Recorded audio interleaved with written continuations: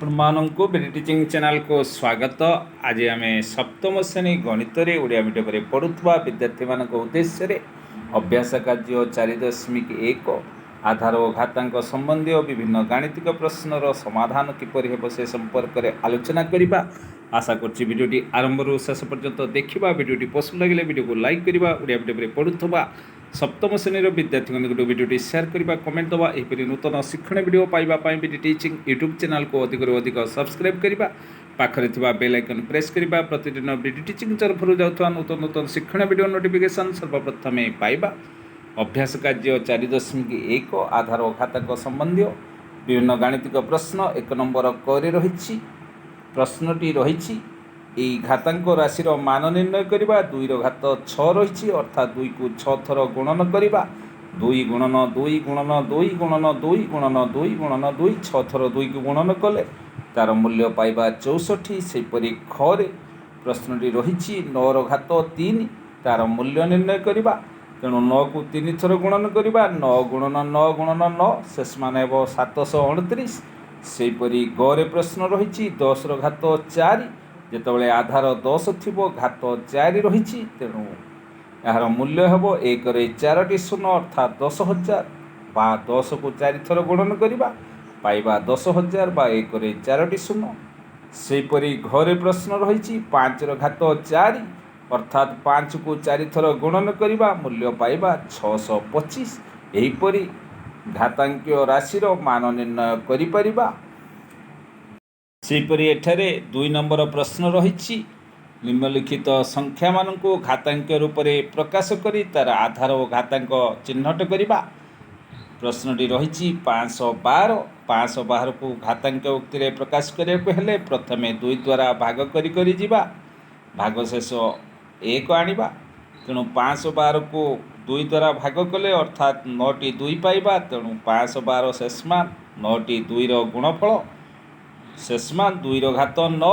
तेना एठारे आधार 2 घातांक हेउछि 9।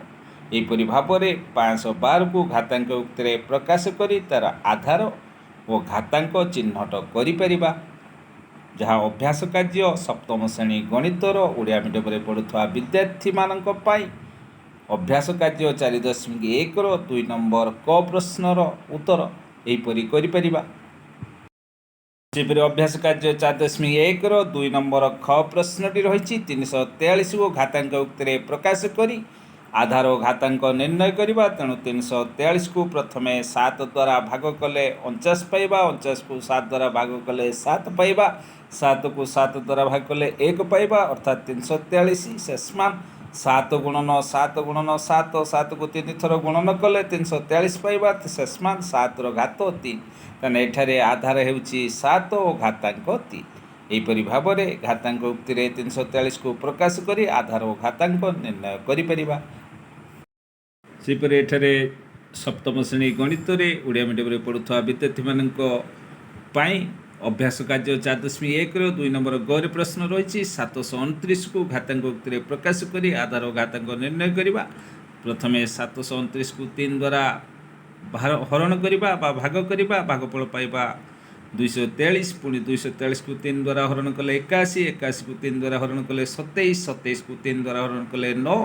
9 को 3 द्वारा हरण कले 3। 3 को 3 द्वारा हरण कले 1 पाइबा। तेणु 729 मान 3 घात 6 अर्थात 3 को 6 थर गुणन करवा। तेणु एठारे आधार 3 और घातांक हेउछि 6। एहिपरि आमे अभ्यास कार्य 4.1 2 नंबर गर प्रश्नटीर समाधान करिपरिबा। आशा करुँच भिडियोटी आरंभ शेष पर्यंत देखा। भिडियोटी पसंद लगे भिडियो को लाइक करवा। ओडिया मीडियम पढ़ुवा सप्तम श्रेणी विद्यार्थी भिडियोटी शेयर करवा, कमेंट दवा। यहपरि नूतन शिक्षण वीडियो पाइबापी विडि टीचिंग यूट्यूब चैनल को अधिक अधिक सब्सक्राइब करवा। सेपरि एठारे 2 नंबर घरे प्रश्नटी रही 625 को घातांक उक्ति में प्रकाश करी आधार और घातांक चिन्हट करवा। प्रथमे 625 को 5 द्वारा हरण करवा भागफल 125 पाइबा। पुणी 5 द्वारा हरण कले 25 पाइबा। पुणी 25 को 5 द्वारा भाग कले बा हरण कले 5 पाइबा। 5 को 5 द्वारा भाग कले भाग शेष आमे केते पाइबा 0 भागफल 1 पाइबा। ତେଣୁ 625କୁ 4ଟି 5 ଦ୍ୱାରା ଗୁଣନ କରିବା ଅର୍ଥାତ୍ 625 ସମାନ 5 ଗୁଣନ 5 ଗୁଣନ 5 ଗୁଣନ 5 ଅର୍ଥାତ୍ 5ର ଘାତ 4। ତେଣୁ ଏଠାରେ ଆଧାର ହେଉଛି 5 ଓ ଘାତାଙ୍କ 4। ତେଣୁ 625କୁ ଘାତାଙ୍କ ଉକ୍ତିରେ ପ୍ରକାଶ କଲେ ପାଇବା 5ର ଘାତ 4 ଏବଂ ଆଧାର 5 ଘାତାଙ୍କ 4। ଏହିପରି ଆମେ ବିଭିନ୍ନ ସଂଖ୍ୟାକୁ ଘାତାଙ୍କ ଉକ୍ତିରେ ପ୍ରକାଶ କରି ଆଧାର ଓ ଘାତାଙ୍କ ଚିହ୍ନଟ କରିପାରିବା।